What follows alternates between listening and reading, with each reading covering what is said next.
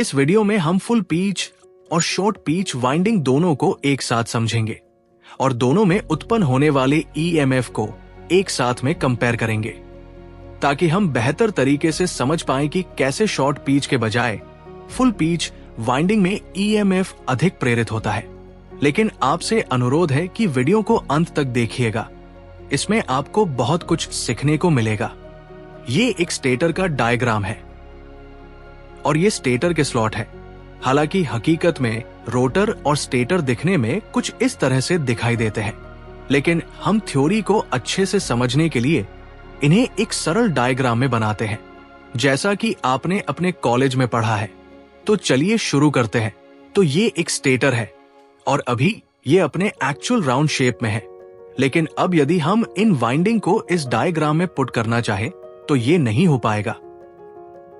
तो हम यदि इस स्टेटर को यहां से खोल दें और एक सरल रेखा में ले आए, तब अब हम इन वाइंडिंग को इसमें अच्छे से स्थापित कर सकते हैं और इससे कोई फर्क भी नहीं पड़ेगा। तो हमने इसे खींचकर सीधी एक रेखा में कर दिया है, जिससे हमें समझने में आसानी होगी। तो अब हम इस पर सबसे पहले फुल पीच वाइंडिंग करते हैं। उसके बाद हम इसी फुल पीच वाइंडिंग को शॉर्ट पीच करेंगे। इससे हम और भी ज्यादा डिटेल से समझ पाएंगे। इससे पहले वाले वीडियो में हमने पोल पीच और फुल पीच को अलग से समझा था, जिनसे हमें यह पता चला कि फुल पीच हमेशा पोल पीच के बराबर होती है। तो माना कि हमारी मशीन में पोल पीच एक नंबर स्लॉट से 5 नंबर स्लॉट तक है। ये अपनों उदाहरण के तौर पर माना है, आप चाहे तो कुछ और भी मान सकते हैं, रिजल्ट इक्वल ही आएगा।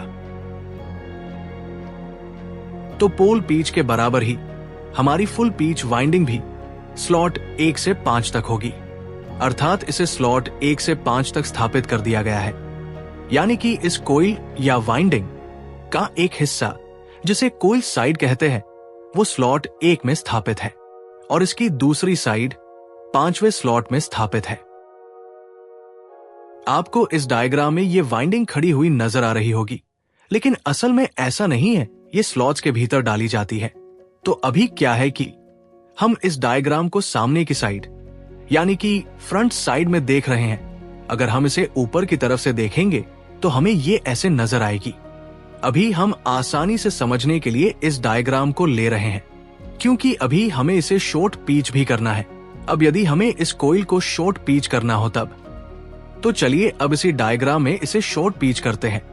चूंकि हमें पता है कि शॉर्ट पीच कोइल का स्पान यानी कि बीटा हमेशा पोल पीच से कम होता है, इसीलिए हम इसे पोल पीच से एक स्लॉट संख्या कम पर स्थापित कर देते हैं, जैसे हम इसकी दूसरी कोइल साइड को स्लॉट संख्या 4 में स्थापित करते हैं।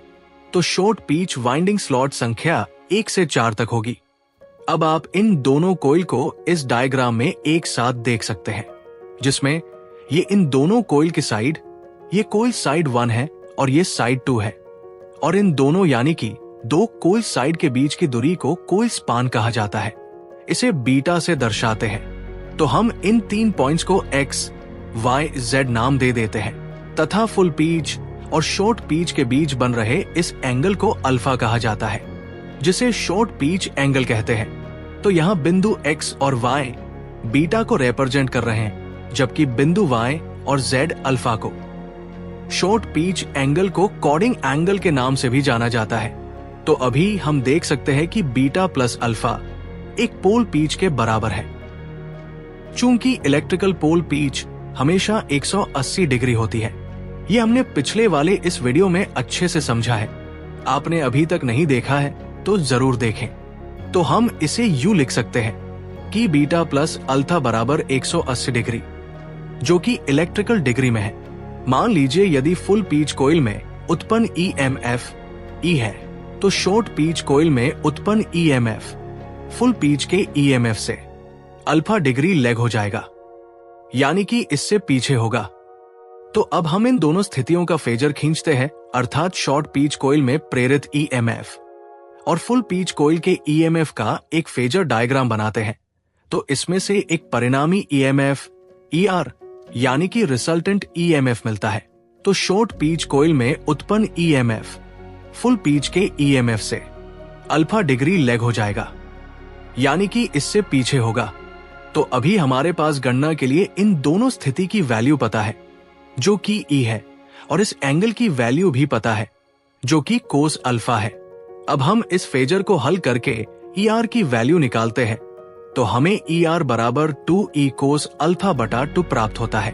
तो अब हमारे पास एक एक्चुअल समीकरण प्राप्त हो गई है, जिससे हम ये पता लगा सकते हैं कि कितना अल्फा का मान रखा जाए जिससे कि आवश्यक EMF प्राप्त हो सके। और इस सूत्र से हमें यह भी पता चलता है कि शॉर्ट पिच कोइल में उत्पन्न EMF हमेशा अल्फा पर निर्भर रहता है, अर्थात इसमें उत्पन्न होने वाला EMF फुल पिच के मुकाबले हमेशा अल्फा डिग्री पीछे ही रहेगा। अब यदि हम इसे शॉर्ट पिच करें ही ना, तो अर्थात केवल फुल पिच वाइंडिंग का ही उपयोग करते हैं, तब अल्फा का तो कोई मान ही नहीं होगा, अल्फा बराबर 0 होगा। तब हमें परिणामी EMF 2E प्राप्त होगा।